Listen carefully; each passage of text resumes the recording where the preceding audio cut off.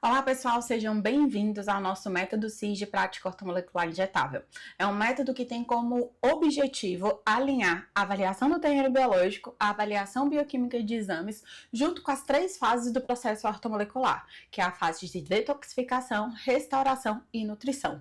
E com isso você tem um tratamento completo para o seu paciente e o principal, uma visão individualizada de como você vai tratar o seu paciente de acordo com o terreno biológico dele, justamente para você sair daquela de protocolos e você saber individualizar e montar um protocolo mais assertivo e que seja mais de acordo com a realidade do seu paciente. Então, o método CIS, ele tem como objetivo realmente fazer parte da saúde integrativa, que é individualização de tratamento, individualização de avaliação do paciente e o principal, resultados assertivos. Então, que esse curso seja um curso que seja um divisor de águas na carreira de vocês e que a gente possa a cada dia mais melhorar qual é a visão que vocês têm sobre a prática ortomolecular e também sobre as práticas integrativas.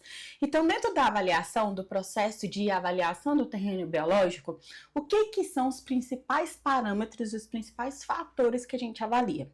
Quando a gente pensa no processo de adoecimento em si, a gente tem que avaliar principalmente a forma como as pessoas adoecem. Então, primeiro você adoece no biofísico para depois adoecer no físico, você adoece primeiro no emocional para depois adoecer no bioquímico. Como que funciona esse processo de adoecimento? O que são os primeiros fatores que levam ao processo de adoecimento? O que realmente muda o terreno biológico? O que não muda o terreno biológico? Então é justamente uma visão mais complexa de como que os nossos pacientes adoecem. Porque independente de qual patologia seu paciente tenha, ou de qual patologia seu paciente desenvolva, claro, a gente não pode considerar nesse caso algumas doenças genéticas, por exemplo, que o processo de adoecimento realmente é uma falha genética, como por exemplo a síndrome de Down. Então não é uma doença que entra dentro desse padrão.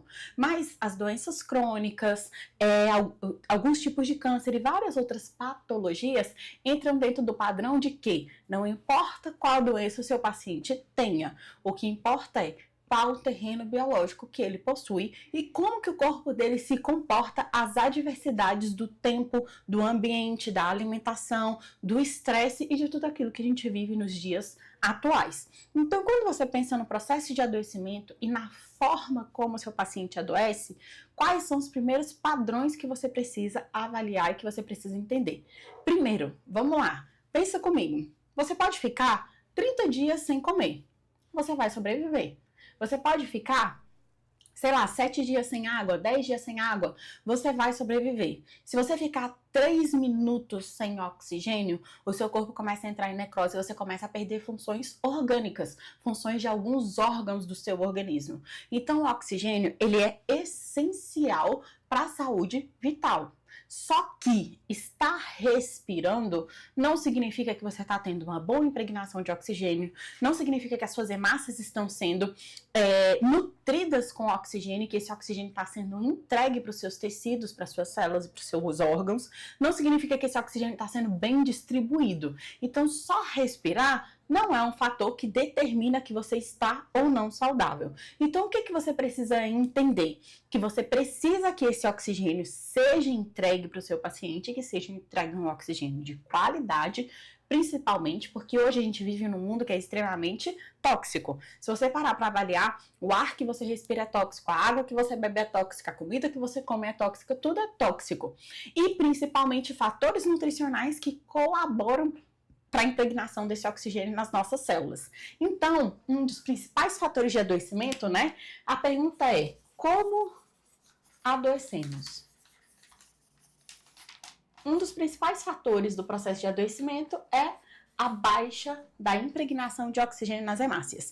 Então, a falta de oxigenação é um dos fatores principais do processo de adoecimento. Você começa com a falta de oxigênio, a falta da entrega de oxigênio, com isso a sua circulação diminui, a sua hemorreologia diminui, a sua hemácia diminui de tamanho, disfunções orgânicas vão acontecendo no seu corpo.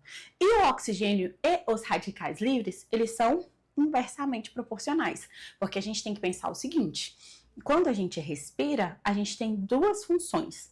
A primeira é a captação de oxigênio para a nutrição da nossa célula. A segunda é a liberação de gás carbônico, que é um quelante natural do nosso corpo que traz toxinas a serem eliminadas pelo processo de respiração.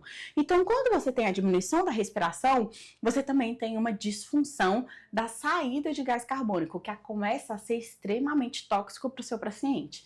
Então, quanto menos oxigênio impregna na sua hemácia e quanto menos oxigênio entra dentro do seu organismo e é distribuído para os seus órgãos e para os seus tecidos, você proporcionalmente tem um aumento dos radicais livres. Mas, Vanessa, o que é radical livre?